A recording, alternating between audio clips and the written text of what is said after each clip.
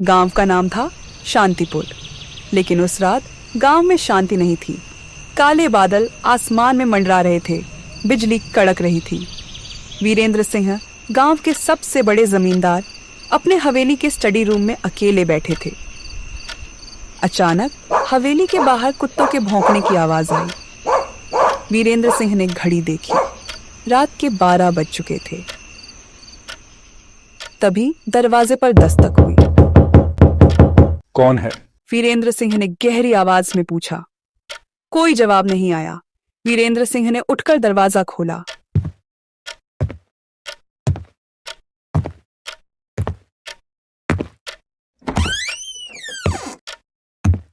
बाहर कोई नहीं था। वह वापस मुड़े ही थे कि पीछे से किसी ने उन पर वार कर दिया। एक तेज चीख हवेली में गूंज गई और वीरेंद्र सिंह जमीन पर गिर पड़े। सुबह होते ही हवेली में हड़कंप मच गया।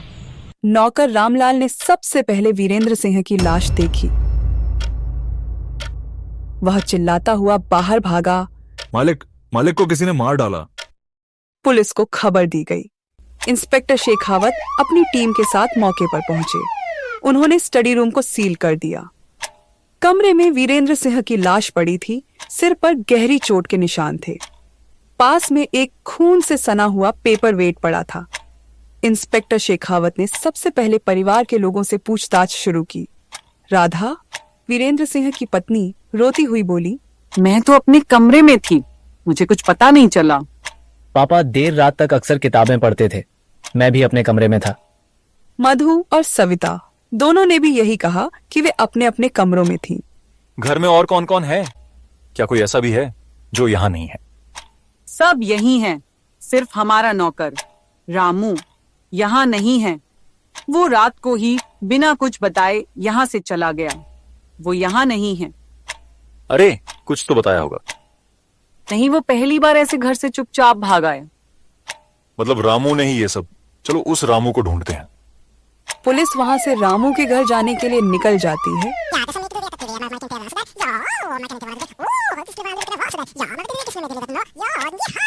हमने रामू की पत्नी से बात की, लेकिन वो कह रही है कि रामू कल आया था, पर कहां चला गया पता नहीं। ठीक से पूछो, ऐसे कैसे नहीं पता होगा? सर, हमने बहुत बार पूछा, बस वह एक ही बात बोल रही है, मुझे कुछ नहीं पता, वह कल से घर नहीं आया है। इंस्पेक्टर शेखावत अपने कांस्टेबल के साथ वहां से हवेली में पूछताछ के लिए गया। क्या आप लोगों को किसी पर शक है? कोई ऐसा व्यक्ति जो कुछ दिन या कुछ महीने पहले जमींदार साहब से मिलने आया हो, या फिर किसी बात पर किसी बाहरी व्यक्ति से झगड़ा हुआ हो? रामलाल ने बताया, रात को रमेश बाबू आए थे मालिक से मिलने। रमेश मालिक के बचपन के दोस्त थे, लेकिन हाल ही में दोनों के बीच किसी जमीन के मामले को लेकर झगड़ा हुआ था। पुलिस ने रमेश को बुलाया।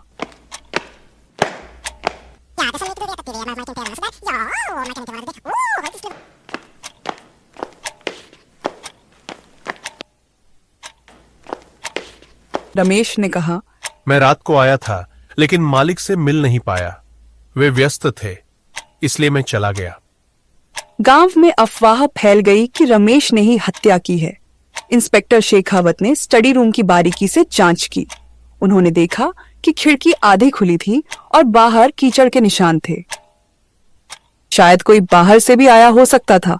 उन्होंने नौकरों से पूछा, कल रात हवेली में और कौन कौन था? सिर्फ हम 4 नौकर और परिवार के लोग, बाहर से कोई नहीं आया। इंस्पेक्टर ने कीचड़ के निशान के सैंपल ली। उन्होंने पेपरवेट की फिंगरप्रिंट जांच के लिए भेजा। जांच के दौरान इंस्पेक्टर ने देखा कि परिवार के सदस्य आपस में खुलकर बात नहीं कर रहे थे। अजय और सविता के बीच कुछ अनबन थी।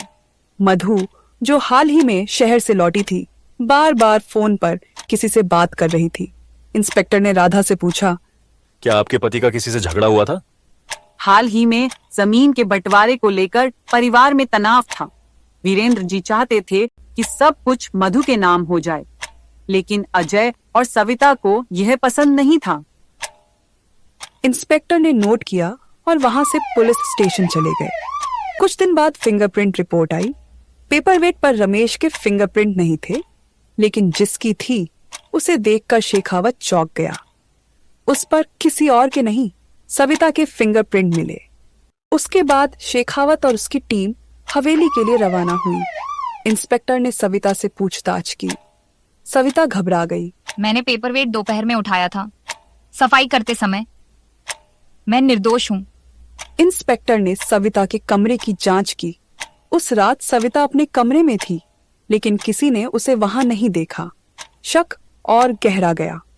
सविता की फिंगरप्रिंट रिपोर्ट आने के बाद इंस्पेक्टर शेखावत ने उसे फिर से बुलाया। सविता ने बार बार अपनी निर्दोषता जताई, लेकिन पुलिस का शक कम नहीं हो रहा था। इंस्पेक्टर ने पूछा, सविता, सच सच बताओ, उस रात क्या तुम हवेली के बाहर कहीं गई थी? जरा सोच लो जवाब देने से पहले, क्योंकि हर शब्द तुम्हारे भविष्य का फैसला करेगा। मैं सच कह रही हूँ, मैं पूरी रात अपने कमरे में थी। क्यों कोई मेरी बात पर यकीन नहीं करता? लेकिन तुम्हारे फोन रिकॉर्ड से पता चला है कि तुम रात के 11 बजे के करीब हवेली के बाहर किसी से मिली थी। अब सच बताओ, तुम वहां क्या कर रही थी और किससे मिलने गई थी? सविता की आंखें बड़ी हो गईं। वह चुप हो गई। इंस्पेक्टर ने दबाव बढ़ाया। बताओ कौन था वह? तुम्हारी खामोशी ही तुम्हारी सबसे बड़ी गवाही बन रही है। बताओ कौन था वो? किससे मिलने गई थी तुम रात के 11 बजे? मैं नहीं चाहती कि ये बात फैले, लेकिन मैं उस रात अपने ससुर जी से मिलने गई थी। तुम्हारे ससुर? हाँ, मुझे उनसे कुछ जरूरी बात करनी थी। इंस्पेक्टर ने नोट किया कि मामला और जटिल होता जा रहा है, और कुछ विचार विमर्श के बाद उसने सविता को हवेली जाने के लिए कह दिया। शेखावत ने अजय पर भी नजरें गड़ाईं। अजय ने पुलिस को बताया कि वह उस रात अपने कमरे में था। इंस्पेक्टर ने अजय के कमरे की तलाशी ली। वहां एक छुपा हुआ डायर मिला, जिसमें उसने अपने पिता के खिलाफ कई कटु बातें लिखी थीं। पिता मुझे हमेशा नीचा दिखाते हैं। जमीन का सारा अधिकार मुझे नहीं देना चाहते। इंस्पेक्टर ने सोचा। क्या अजय के पास भी हत्या का कोई कारण हो सकता है? उसके बाद शेखावत ने डायरी अपने पास रख ली और केस की छानबीन में जुट गए। इंस्पेक्टर ने मधु के फोन की जांच की। उसे पता चला कि मधु एक अज्ञात नंबर से लगातार कॉल कर रही थी। कॉल्स का समय हत्या के करीब था। इंस्पेक्टर ने मधु को पुलिस स्टेशन बुलाया। इंस्पेक्टर ने संदेह भरे स्वर में पूछा, वो अनजान नंबर जिससे तुम बात करती हो, वो कौन है मधु? मैं बस अपनी दोस्त से बात कर रही थी। तुम्हारे दोस्त का नाम बताओ। लेकिन मधु ने नाम नहीं बताया और कहा, वो सिर्फ मेरा कॉलेज का एक दोस्त है सर। बस इतना ही रिश्ता है हमारा, और मैं आपसे इससे ज्यादा कुछ नहीं कह सकती। इंस्पेक्टर ने महसूस किया कि मधु कुछ छुपा रही है। इतना कहने के बाद मधु बिना कुछ और बोले वहां से चली गई। मधु के व्यवहार ने इंस्पेक्टर शेखावत का शक और गहरा कर दिया। अब उसे यकीन होने लगा था कि मधु कुछ न कुछ जरूर छुपा रही है। इसी शक के आधार पर इंस्पेक्टर और उनकी टीम रमेश के घर पूछताछ के लिए पहुंच गई। इंस्पेक्टर ने रमेश से कढ़ाई ने पूछताछ की। रमेश ने कहा, मैं निर्दोष हूं। मैं अपने दोस्त की हत्या नहीं कर सकता। फिर तुम उस रात हवेली के बाहर क्यों थे? मैं उस रात अपने बेटे के लिए दवाई लेने गांव के बाहर गया था। नहीं जाता तो उसकी हालत और बिगड़ सकती थी। इंस्पेक्टर ने रमेश की बताई हुई दुकान पर जांच की। दवाई की दुकान वाले ने पुष्टि की कि रमेश उस समय दुकान पर था। जांच के कई दिन बाद जब इंस्पेक्टर शेखावत हवेली के बागीचे में छानबीन कर रहे थे, तभी उन्हें एक अहम सुराग मिला। उसी सुराग के सिलसिले में वह हवेली में पूछताछ के लिए गए। पूछताछ के दौरान उनकी नजर दीवार पर टंगे एक फोटो फ्रेम पर पड़ी, जिसमें मधु वीरेंद्र सिंह जी के साथ दिखाई दे रही थी। आपकी बेटी के हाथों के कंगन बहुत अच्छे दिख रहे हैं। मैं यहाँ अपने पति की मौत का मातम मना रही हूँ, और तुम्हें ये फालतू की बकवास सोच रही है। कातिल मिल चुका है, आप उसकी चिंता मत कीजिए। आप मधु को बुलाइए। राधा एक नौकर को मधु को बुलाने के लिए भेजती है।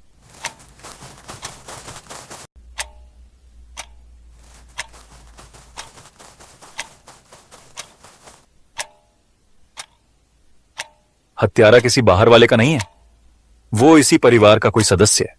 जो सबसे करीब था उसी ने ये काम किया है, और वह कोई और नहीं बल्कि वीरेंद्र सिंह की सबसे करीबी उनकी बेटी मधु है। क्या बकवास कर रहे हैं? ये कैसे कह सकते हैं? मैंने सब पता लगा लिया है, सिर्फ तुम्हारे मुंह से कबूल करवाना है कि खून तुमने किया है। इंस्पेक्टर साहब, आप ये क्या कह रहे हैं और ये कैसे कह सकते हैं? हमारे पास मधु के खिलाफ सबूत है। जब हम बागीचे में छानबीन कर रहे थे तब हमें मधु के हाथ के कंगन मिले जो फोटो फ्रेम में थे, और उन कंगनों पर कुछ खून के दाग भी थे। हमने कंगन को जांच के लिए भेजा और हमें पता चला कि वह खून किसी और का नहीं बल्कि जमींदार साहब का था। अब मधु, सच सच बताओ, उस रात क्या हुआ था?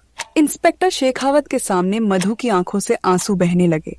उसने कांपती आवाज में कहा, मैंने पापा को मारना नहीं चाहा था। मैं बस उन्हें डराना चाहती थी ताकि वो मेरी बात सुने। ऐसा क्या हुआ था मधु, और कौन सी बात जो तुम अपने पिताजी से मनवाना चाहती थी? पापा हमेशा मुझे कमजोर समझते थे। उन्होंने मेरी पढ़ाई और मेरे सपनों का मजाक बना रखा था। मैं शहर में नौकरी करना चाहती थी, किसी शहरी लड़के से शादी करके वहीं बस जाना चाहती थी, लेकिन वो चाहते थे कि मैं गांव में रहूं और मेरी शादी उनकी बिरादरी में ही हो। उस रात क्या हुआ था, हमें पूरी सच्चाई बताओगी? उस रात मैं पापा से मिलने गई और उनसे पूरी बात बताई। मैंने उनसे बहस की पर पापा अपनी बात पर अड़े रहे। तब मैं गुस्से में उठी और बागीचे में चली गई। मैंने सोच लिया था कुछ भी हो जाए मुझे शहर जाना ही है और अपने सपनों को पूरा करना है। तब मैंने अपने कॉलेज के दोस्त राहुल को कॉल किया और हमारी बात हुई। मधु और राहुल फोन पर बात करते हुए, अरे यार, मुझे शांतिपुर में नहीं रहना। ये खंडहर जैसी हवेली, पिताजी का पुराना सोच, मैं अब और नहीं सह सकती। कोई अच्छा आइडिया तो बताओ जिसे सांप भी मर जाए और लाठी भी ना टूटे।